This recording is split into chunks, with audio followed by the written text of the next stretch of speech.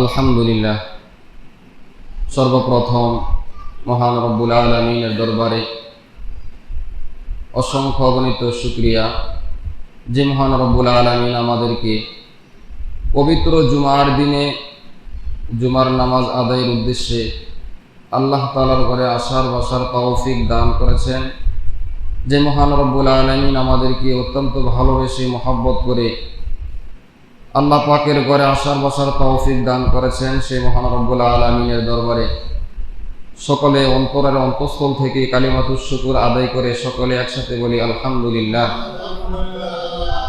লক্ষ কোটি দুরুদ ও সালাম আকায়ে নামদার তাজদারে মদিনা নবী মুহাম্মদুর রাসূলুল্লাহ সাল্লাল্লাহু আলাইহি ওয়াসাল্লামের উপর এবং সাহাবায়ে কেরামের উপর।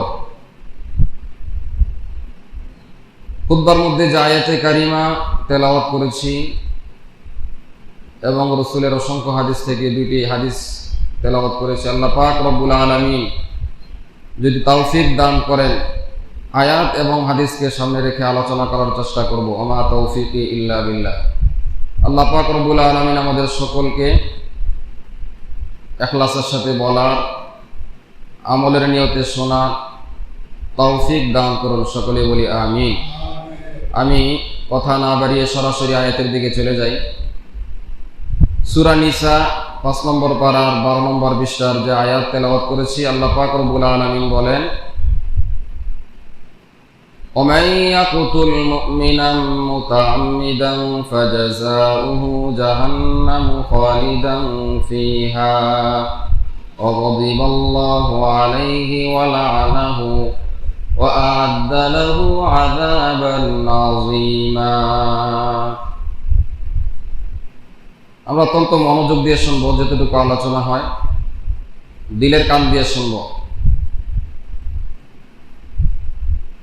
আল্লাহ রাব্বুল আলামিন বলেন, ওমান ইয়াকতুল মুমিনান মুতাআম্মিদান ফাজাযাউহু জাহান্নাম, যে ব্যক্তি আমার কোনো মুমিন বান্দাকে ইচ্ছাকৃতভাবে অন্যায়ভাবে হত্যা করবে, কতল করবে, অস্ত্রের মাধ্যমে, পাথরের মাধ্যমে, যে কোনোভাবে আঘাত করে আমার কোনো মুমিন বান্দাকে হত্যা করবে, ছুরির আঘাতে হত্যা করবে, ওমান ইয়াকতুল মুমিনান মুতাআম্মিদান, তার প্রতিদান হলো, তার ফলাফল হলো, তার ঠিকানা হলো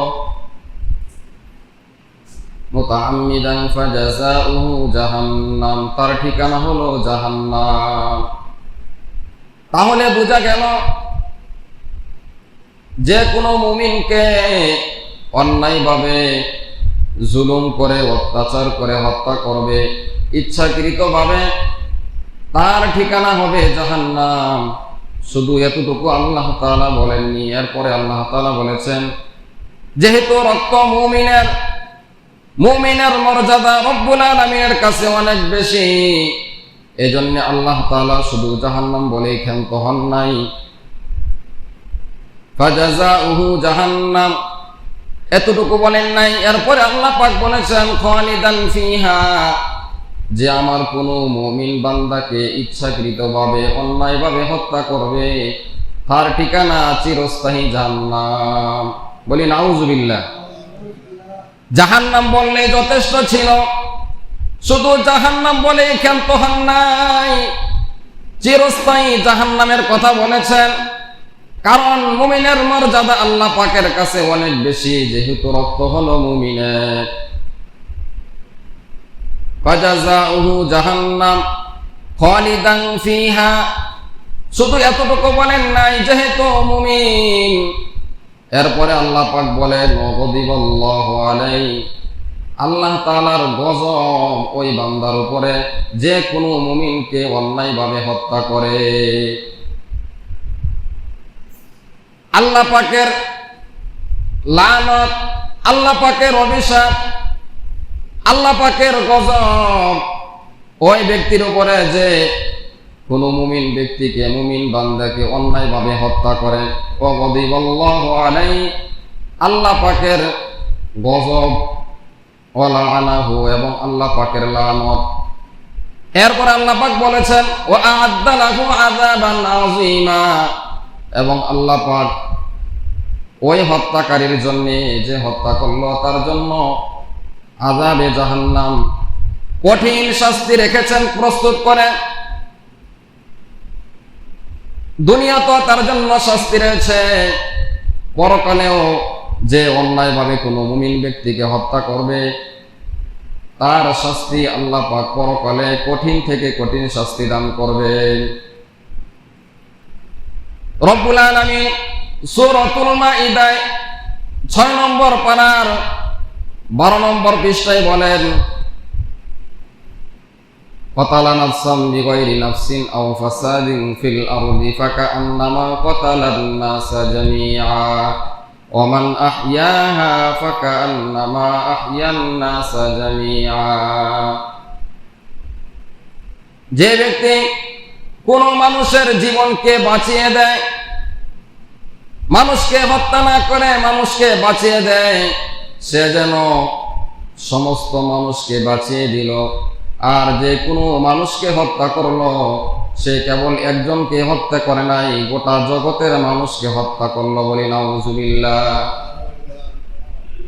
হাদিসে পাকের মধ্যে রাসূল বলেন একজন মুমিনকে যদি হত্যা করা হয় আর সেই হত্যা করতে গিয়ে যদি সমস্ত জিন ইনসান, সমস্ত মানুষ, দুনিয়ার সকল মানুষ একত্রিত হয়ে যদি একজন মুমিনকে হত্যা করে, আল্লাহ পাক রব্বুল আলামিন এর বদলা সমস্ত মানুষকে আল্লাহ পাক শাস্তি দান করবেন, জাহান্নামে দিবেন।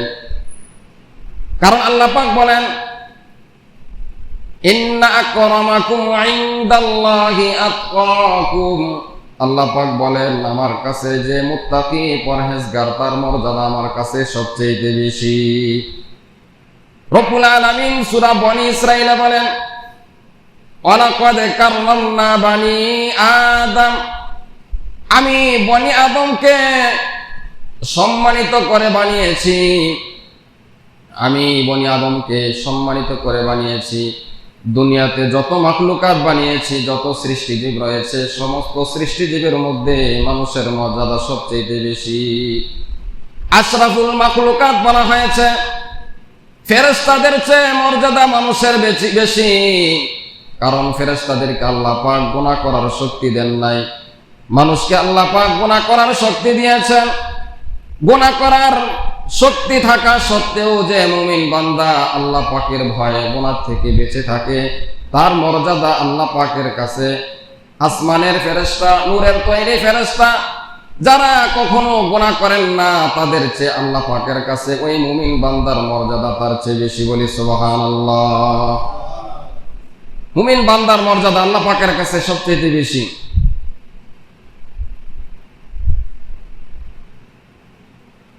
তাহলে মানুষের মর্যাদা আল্লাহ পাকের কাছে এত বেশি, ওই মানুষকে যখন কেউ অন্যায়ভাবে হত্যা করে, মানুষের উপরে রহম করে না, আল্লাহ পাকের রাসূল সাল্লাল্লাহু আলাইহি সাল্লাম বলেন লা ইয়ারহামুল্লাহু মান লা ইয়ারহামুন নাস, যে মানুষের প্রতি, সৃষ্টিজীবের প্রতি, মানুষের প্রতি অনুগ্রহ করে না, দয়া করে না, রহম করে না, আসমানের মালিক রব্বুল আলামিন ওই বান্দার উপর রহম করবেন না।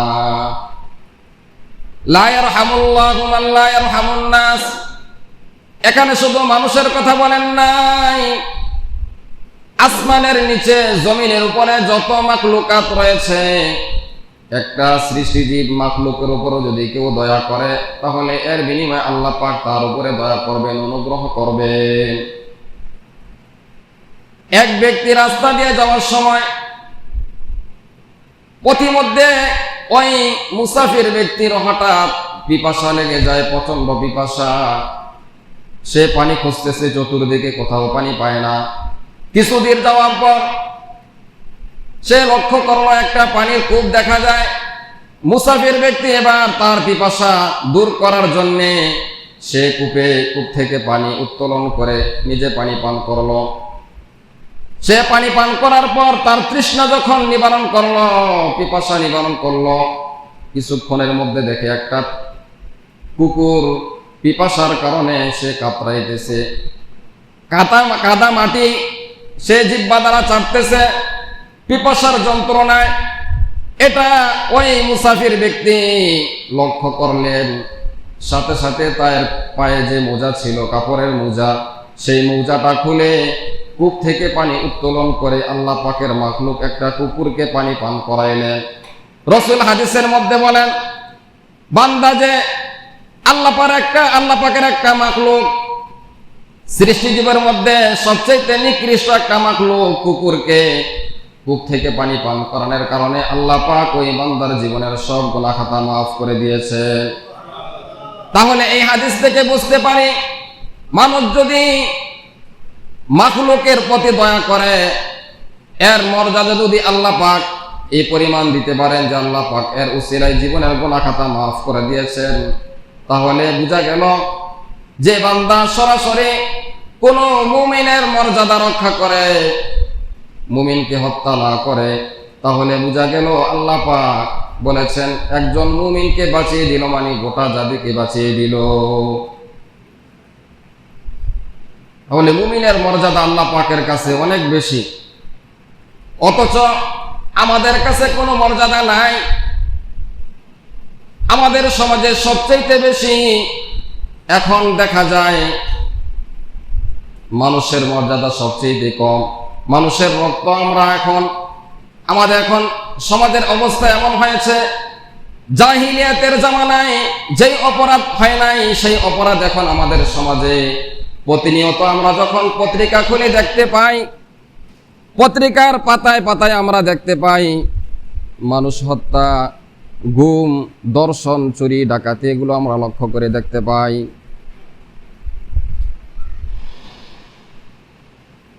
এটা প্রতিদিনের খবর। প্রতিদিন পত্রিকা দেখলে আমরা দেখতে পাই সেখানে একাধিক ধর্ষণের খবর পাওয়া যায়, মানুষ হত্যার খবর পাওয়া যায়, চুরি ডাকাতির খবর পাওয়া যায়।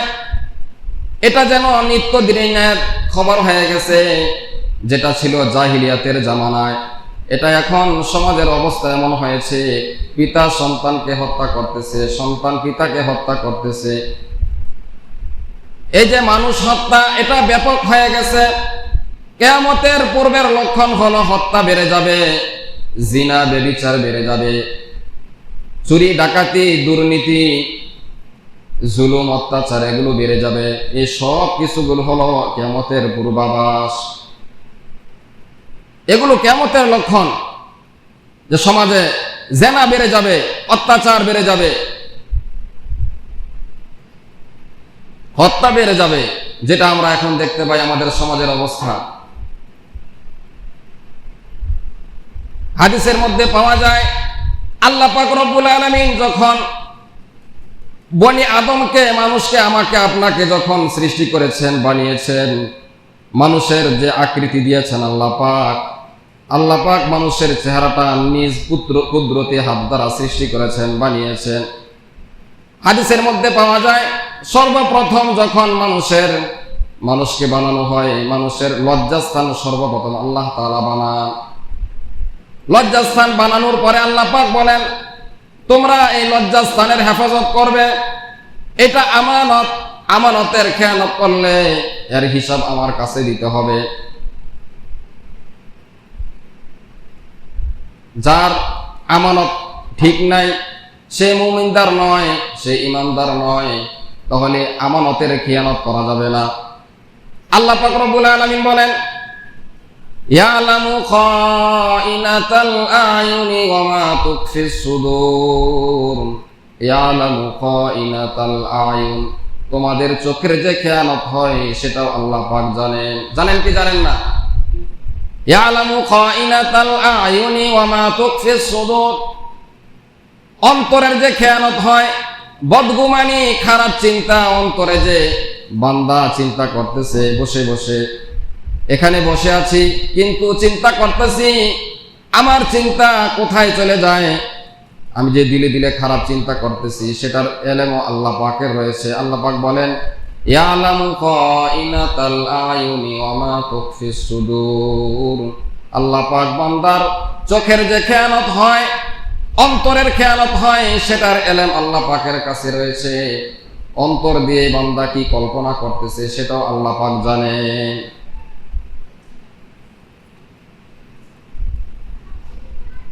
নবীজি হাদিসের মধ্যে বলেছেন, আয়াতুল মুনাফিকি সালাসুন, ইযা হাদ্দাসা কাযাবা, ওয়া ইযা ওয়াদা আখলাফা, ওয়া ইযা তুমিনা খানা।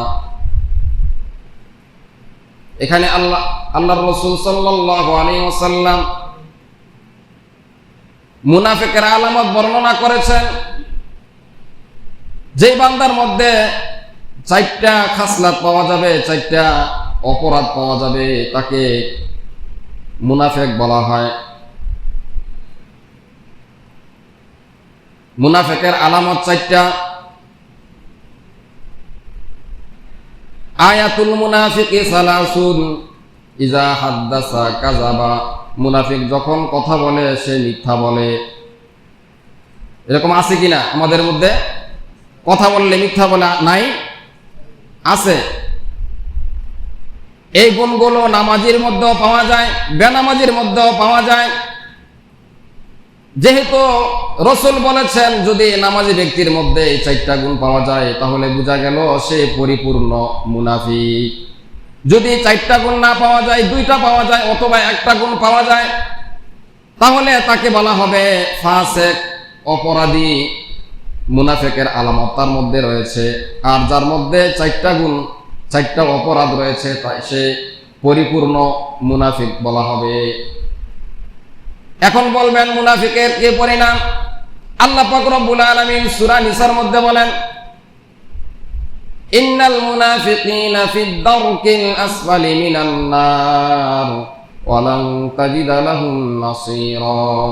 নিশ্চয়ই যারা মুনাফিক, অন্তরে একটা বাহিরে আর একটা, এমন মুনাফিকের ঠিকানা হলো জাহান্নাম। কেমন জাহান্নাম? ফিদ দারকিল আসফালি মিনান নার, জাহান্নামের মধ্যে সর্বনিম্ন জাহান্নাম, সবচেয়ে নিকৃষ্ট জাহান্নাম। ওই জাহান্নাম নির্ধারণ করেছেন মুনাফিকের জন্য। ইন্নাল মুনাফিকিনা ফিদ দারকিল আসফালি মিনান নার, জাহান্নামের মধ্যে সবচেয়ে নিকৃষ্ট জাহান্নাম মুনাফিকের জন্য। ওয়ালান তাজিদা লাহুম নাসীরা, আর মুনাফিকের জন্য আল্লাহ পাকের কাছে সাহায্যকারী থাকবে না, সুপারিশকারী থাকবে না। তার জন্য কেউ সুপারিশ করবে না, তার সুপারিশ গ্রহণ করা হবে না। আল্লাহ পাক সূরা নিসার 5 নম্বর পারার 20 নম্বর পৃষ্ঠা আল্লাহ পাক বলেন, ইন্নাল মুনাফিকিনা ইউখাদিউনাল্লাহা ওয়া হুয়া খাদিউহুম ওয়া ইযা কামু ইলাস সালাতি কামু কুসালা ইরাউনান নাসা ওয়া লা ইয়াযকুরুনাল্লাহা ইল্লা কলিলা। নিশ্চয়ই যারা মুনাফিক, ইখাদিউনাল্লাহ, যারা মুনাফিক তারা আল্লাহ পাককে ধোঁকা দিতে চায়, কিন্তু আল্লাহ পাককে ধোঁকা দিতে পারে না, আল্লাহ পাককে ধোঁকা দিতে পারে না, বরঞ্চ তারা নিজেরা নিজেদেরকে ধোঁকার মধ্যে ফেলে দেয়। ইন্নাল মুনাফিকিনা ইখাদিউনাল্লাহ, নিশ্চয়ই যারা মুনাফিক তারা আল্লাহ পাককে ধোঁকা দিতে চায়। ওয়া হুয়া খাদিউহুম, অথচ তারা নিজেরাই নিজেদের ধোঁকার মধ্যে পড়ে যায়। ইন্নাল মুনাফিকিনা ইখাদিউনাল্লাহা ওয়া হুয়া খাদিউহুম ওয়া ইযা কামু ইলাস সালাহ, আর মুনাফিক যখন নামাজ আদায় করে, ওয়া ইযা কামু ইলাস সালাহ, যখন মুনাফিক ব্যক্তি নামাজ আদায় করে, কামু কুসালা, অলসতার সাথে নামাজ আদায় করে। তাহলে মুনাফিকের গুণ কাদের মধ্যে? যারা নামাজ পড়ে তাদের গুণ বলতেছে যে মুনাফিক যারা অলসতার সাথে নামাজটাকে একটা বোঝা মনে করে, যেটা একটা কঠিন কাজ মনে করে, এটা যে আল্লাহ পাকের পক্ষ থেকে আল্লাহ পাকের বিধান গুরুত্বের সাথে আদায় করতে হবে, ইহতিমামের সাথে আদায় করতে হবে, সালাতের আউয়াল ওয়াক্তে আদায় করতে হবে, নির্দিষ্ট সময়ের ভিতরে আদায় করতে হবে, এটা সে মনে করে না। অলসতার সাথে পড়ে, সময় চলে যায়, এরপরে পড়ে, যখন পড়ে গুরুত্বের সাথে পড়ে না। নামাজের রুকু সাজদা এগুলো ঠিক মতো আদায় করে না। ওয়া ইযা কামু ইলাস সালাতি কামু কুসালা, শুধু এতটুকু বলেন না, এরপর আল্লাহ পাক বলেছেন ইরাউনান নাস, যারা মানুষকে দেখানোর জন্য নামাজ আদায় করে তারাও মুনাফিক। ইউরাউনান নাস ওয়া লা ইয়াযকুরুনাল্লাহা ইল্লা কলিলা, আর তারা আল্লাহ পাককে অনেক নগণ্য অল্প আল্লাহ পাককে স্মরণ করে। যদিও স্মরণ করে আল্লাহ পাককে, কিন্তু একেবারে অল্প। যেরকম স্মরণ করার দরকার আল্লাহ পাককে ওইভাবে স্মরণ করে না, অলসতার সাথে ভাবে মানুষকে দেখানোর জন্যে। তাহলে এই গুণগুলো যদি আমার মধ্যেও থাকে তাহলে বোঝা গেল যে আমার মধ্যে একটা মুনাফিকের গুণ রয়ে গেছে। আর যদি সমস্ত গুণ, সবগুলো গুণ একসাথে কারোর মধ্যে পাওয়া যায়, স্বয়ং নামাজি ব্যক্তির মধ্যেও পাওয়া যায়, তাকেও মুনাফিক বলা হবে। আর মুনাফিকের পরিণাম হলো জাহান্নামের একেবারে নিকৃষ্ট স্থান। মুনাফিককে যে জাহান্নামের দেওয়া হবে, যে জাহান্নামে, সেই জাহান্নাম থেকে অন্য জাহান্নামের আগুন পর্যন্ত পানাহ যাবে। তাহলে এর থেকে আমাদের সবাইকে পানাহ চাইতে হবে। সবসময় নামাজ পড়ে দোয়া করতে হবে, আয় আল্লাহ আপনি আমাদেরকে মুনাফিকি আচরণ থেকে, মুনাফিকি কাজকর্ম থেকে আমাদের সবাইকে হেফাজত করেন। সকলে বলি আমিন। এটা সবসময় আল্লাহ পাকের কাছে বলতে হবে। এই বই সাহাবাই কেরামের মধ্যেও ছিল।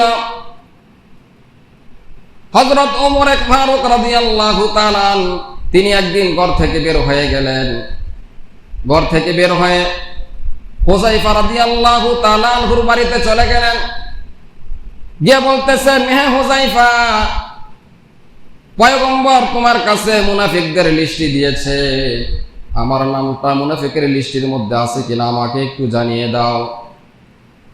দেখেন, খলিফাতুল মুসলিমিন, যিনি আদা জাহানের খলিফা, যেই সাহাবীর ব্যাপারে পয়গম্বর বলেছেন, লাউ কানা বাদি নাবিয়্যুন লাকানা উমর, আমার পরে যদি কেউ নবী হতো তাহলে আল্লাহ পাক হযরত ওমরকে নবী হিসাবে দুনিয়াতে পাঠাইতেন। এমন একজন আধ্যাত্মিক রাহবার, আধ্যাত্মিক সম্রাট, জান্নাতের সুসংবাদ প্রাপ্ত সাহাবী, খলিফাতুল মুসলিমিন হযরত ওমর ফারুক রাদিয়াল্লাহু তাআলা নিজেকে নিজে মুনাফিক বলতেছেন। নিজে মুনাফিক কিনা নিশ্চিত হওয়ার জন্য যেই সাহাবীর কাছে নবীজি মুনাফিকের লিস্টি দিয়েছেন, হুযায়ফা রাদিয়াল্লাহু তাআলা ওনাকে বারবার গিয়ে বলতেছেন। হযরত হুযায়ফা রাদিয়াল্লাহু তাআলা তিনি বলেন, পয়গম্বর আমাকে মুনাফিকের লিস্টি দিয়েছেন, কিন্তু কারো কাছে বলতে নিষেধ করেছেন, আমি এটা কিভাবে বলবো? রাতের বেলা গভীর রজনী, বাহিরে মিটমিট করে বৃষ্টি পড়তেছে। বৃষ্টির রজনীতে হযরত ওমর রাদিয়াল্লাহু তাআলা তিনি পেরেশান, না জানি আমার নামটা মুনাফিকের খাতায় আছে কিনা। এই জন্য তিনি ঘর থেকে বের হয়ে গেলেন। সুজা হুযায়ফা রাদিয়াল্লাহু তাআলা আনহুর বাড়িতে গিয়ে দরজার সামনে আওয়াজ দিলেন, হুযায়ফা বাড়িতে আসুনি, বের হয়ে আসো। হযরত হুযায়ফা রাদিয়াল্লাহু তাআলা ঘর থেকে বের হয়ে আসলেন। খলিফাতুল মুসলিমিন হযরত ওমর ফারুক রাদিয়াল্লাহু তাআলা তিনি আবার বললেন, আমি তো টেনশনে পড়ে গেছি, আমার আরামের ঘুম হারাম হয়ে গেছে, না জানি আমার নাম মুনাফিকের খাতায় আছে কিনা। তবে আপনার কাছে একটা বিষয় জানতে চাই, আপনি তো মুনাফিকদের জানাজার নামাজ আদায় করেন না। আমি যদি আজকে মারা যাই তাহলে আমি ওমরের জানাজার নামাজ আদায় করবেন কিনা এটা আমাকে বলেন। হযরত হুযায়ফা রাদিয়াল্লাহু তাআলা তিনি বললেন, আপনার জানাজার নামাজ পড়ব না, তাহলে কার জানাজার নামাজ পড়ব? অবশ্যই আপনার জানাজার নামাজ আদায় করব। তিনি বললেন, আলহামদুলিল্লাহ, তাহলে আমি বুঝতে পারলাম আমার নাম মুনাফিকের খাতায় নাই। তবে এখনো আমি নিশ্চিত হইতে পারি নাই, না জানি আল্লাহ পাকের কাছে কোন অপরাধের কারণে ধরা পড়ে যায়। খলিফাতুল মুসলিমিন, যিনি আদা জাহানের বাদশা ছিলেন, যার ইশারায় গোটা পৃথিবীর অর্ধ রাজত্ব পরিচালনা করেছেন, যার আঙ্গুলের ইশারায় অর্ধ জাহানের যিনি খলিফা ছিলেন হযরত ওমর রাদিয়াল্লাহু তাআলা, তিনি নিজের ঈমানের ব্যাপারে নিজেকে নিজে মুনাফিক বলতেছেন। না জানি নিজের নামটা মুনাফিকের খাতায় আছে কিনা। তাহলে আমার আপনার অবস্থা কি? আমরা কখনো কি জিজ্ঞেস করেছি অথবা যাচাই করেছি আমার মধ্যে সমস্ত খারাপ গুণগুলো আছে কিনা? না, কখনোই চিন্তা করি নাই। শুধু তাই নয়, রাসূলের আরেকজন সাহাবী হযরত হানজালা রাদিয়াল্লাহু তাআলা যেই সাহাবীর জানাজার নামাজ আসমানের ফেরেশতারা যেই সাহাবীর লাশের গোসল দিয়েছিলেন আসমানের ফেরেশতারা, এমন একজন জান্নাত প্রাপ্ত সাহাবী হযরত হানজালা রাদিয়াল্লাহু তাআলা, তিনি ঘর থেকে বের হয়ে গেলেন আর বলতেছেন নাফাক হানজালা, নাফাক হানজালা, হানজালা মুনাফিক হয়ে গেছে, হানজালা মুনাফিক হয়ে গেছে। শুধু এক কথা বলেন আর রাস্তা দিয়ে হাঁটেন। কিছু দূর যাওয়ার পর হযরত আবু বকর সিদ্দিক রাদিয়াল্লাহু তাআলা আনহুর সাথে মুলাকাত হয়ে যায়। আবু বকর বলে, হে হানজালা, হে আমার ভাই, তুমি কি বলতেছ? বলে নাফাক হানজালা, হানজালা মুনাফিক হয়ে গেছে। বলে কিভাবে এটা? চলো চলো, কিভাবে এটা? বলে যখন রাসূলের দরবারে থাকি, নবীজির মজলিসে যখন বসা থাকি, নবীজি যখন আমাদেরকে নসিহত করেন, বয়ান করেন, ওয়াজ করেন, তখন আমাদের যে দিলের অবস্থা, আমাদের যে অন্তরের অবস্থা সৃষ্টি হয়, আখিরাতের যে ভয় অন্তরে সৃষ্টি হয়, পরকালের ভয় আমাদের অন্তরে সৃষ্টি হয়। আবার যখন নবীজির দরবার থেকে, মজলিস থেকে যখন আবার বাড়িতে চলে আসি, যখন ঘরে চলে আসি, ফ্যামিলিতে আবার যখন চলে আসি, অন্তরের অবস্থা ওই রকম থাকে না, পরিবর্তন হয়ে যায়। এজন্য আমি নিজেকে নিজে মুনাফিক মনে করতেছি। বলে বলো কি, আমারও তো একই অবস্থা। এবার হযরত আবু বকর সিদ্দিক রাদিয়াল্লাহু তাআলা হযরত হানজালাকে বলে, চলো আমরা রাসূলের দরবারে চলে যাই। নবীজির কাছে গিয়ে বললেন, ইয়া রাসূলুল্লাহ, নাফাক হানজালা, হানজালা মুনাফিক হয়ে গেছে। বলে কিভাবে? হানজালা বলেন, আপনার মজলিসে যখন বসা থাকি, আপনার পবিত্র জবান থেকে যখন নসিহত শুনি, কবরের কথা শুনি, পরকালের কথা শুনি, অন্তরের অবস্থা একরকম হয়ে যায়।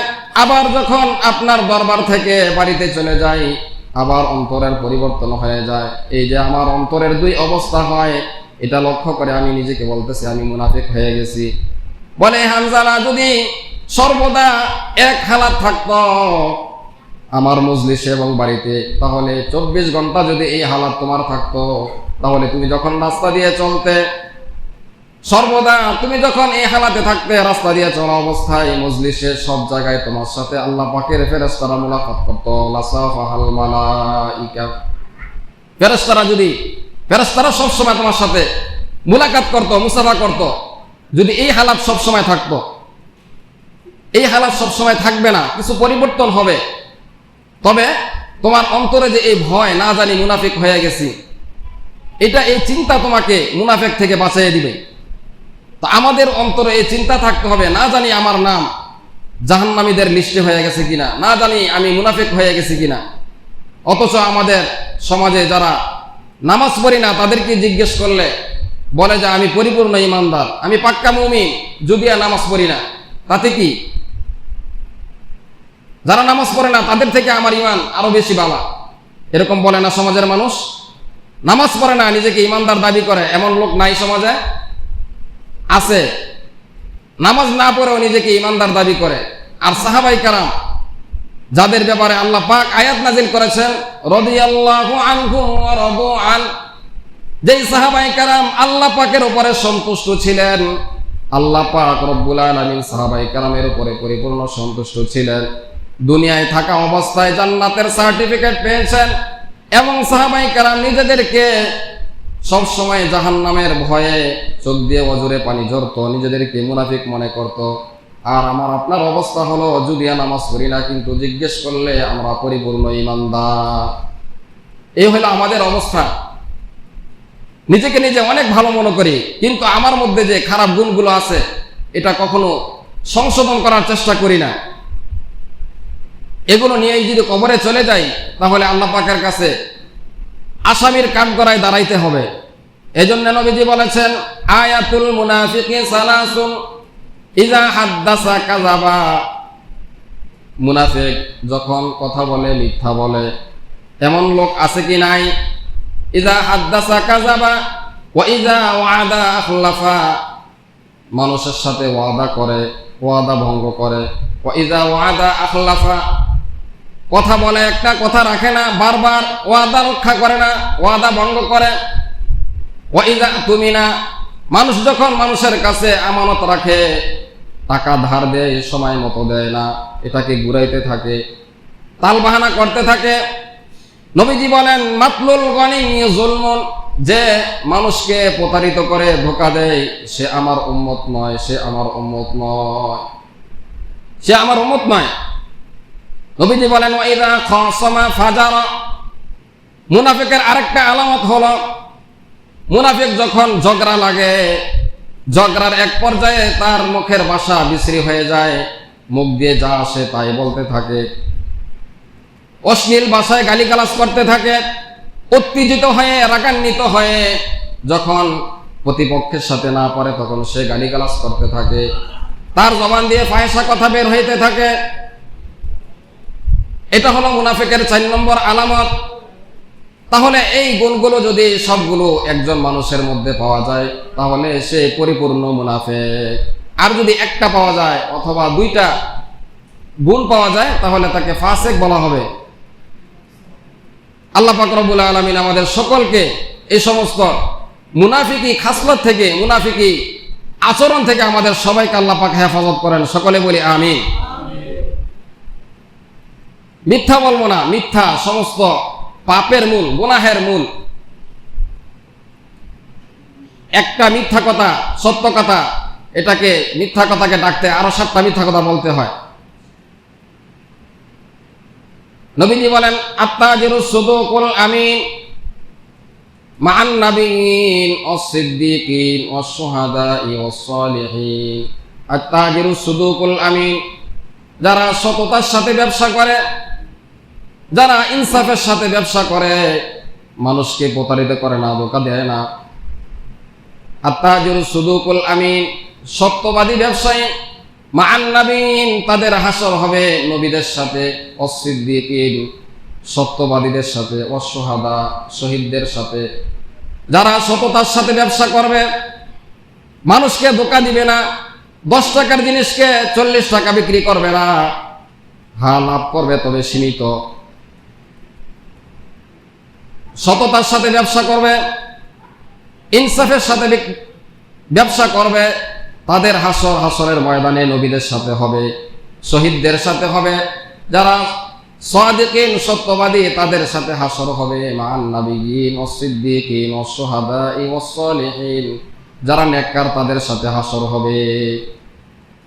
তাহলে যারা সত্যবাদী ব্যবসায়ী, সততার সাথে ব্যবসা বাণিজ্য করে, তাদের হাসর নবীদের সাথে হবে, সিদ্দিকিনদের সাথে হবে, শহীদদের সাথে হবে। আবার অন্য জায়গায় বলেছেন যে যারা সততার সাথে ব্যবসা করবে না, মিথ্যার আশ্রয় নিবে, ওজনে কম দিবে, মাপে কম দিবে, মানুষকে ঠকাইবে, ফুজ্জারন, যারা ফাজের, ফাসেক, অপরাধী, তাদের সাথে হাসর হবে। সততার সাথে যদি ব্যবসা করে তাহলে তার হাসর হবে নবীদের সাথে, সিদ্দিকদের সাথে, শহীদদের সাথে, নেককারদের সাথে। আর যারা মিথ্যার আশ্রয় নিবে, মানুষকে ঠকাইবে, ওজনে কম দিবে, তাদের হাসর হবে ফুজ্জারন, যারা ফাসেক, যারা ফুজ্জার, অপরাধী, জাহান্নামী, তাদের সাথে হাসর হবে। তাহলে জীবনের সর্বক্ষেত্রে সততা আছে, প্রতিটা ক্ষেত্রে সততা আছে। নবীজি বলেন as-sidqu ইউনজি ওয়াল কিযবু ইউহলিক, যে সততা, সত্য কথা মানুষকে অনেক কঠিন বিপদ থেকে আল্লাহ পাক নাজাত দান করেন, বিপদ থেকে উদ্ধার করেন। আর মিথ্যা কথা মানুষকে সে অনেক কঠিন মুসিবতের মধ্যে, মুসিবতের সম্মুখীন হয়ে যায়। এজন্য নবীজি বলেন as-sidqu ইউনজি, যে সত্য মানুষকে নাজাত দেয়, মুক্তি দেয়, ওয়াল কিযবু ইউহলিক, আর মিথ্যা মানুষকে ধ্বংস করে দেয়। আমাদের সমাজে কি মিথ্যা নাই? আছে। আমি মিথ্যার আশ্রয় নিলেও আমার জীবন শেষ হয়ে যাবে, বাকি থাকবে না। আর সততার সাথে আমি যদি জীবন চালাই, একটু কষ্ট হবে, একটু লাভ কম হবে, একটু কষ্ট করে চলতে হবে, কিন্তু আমারও এক সময় হায়াত শেষ হয়ে যাবে।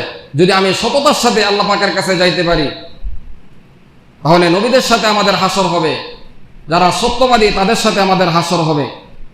আমরা কে না চাই যে আমাদের হাসর পরকাল নবীদের সাথে হবে না? সাহাবায়ে কেরাম তো সবসময় আফসোস করতেন এবং নবীজিকে বলতেন যে হাসরের ময়দানে আপনার সাথে আমাদের হাসর হবে কিনা, এ প্রশ্ন করতেন। তো নবীজি বলতেন, হ্যাঁ, যদি তোমরা আমার আনিত দিন যা আমি নিয়ে এসেছি, আমার সুন্নাহকে আঁকড়িয়ে ধরো, আল্লাহ পাকের কালামকে আঁকড়িয়ে ধরো, তাহলে তোমরা কখনো গোমরা হবে না, পথভ্রষ্ট হবে না।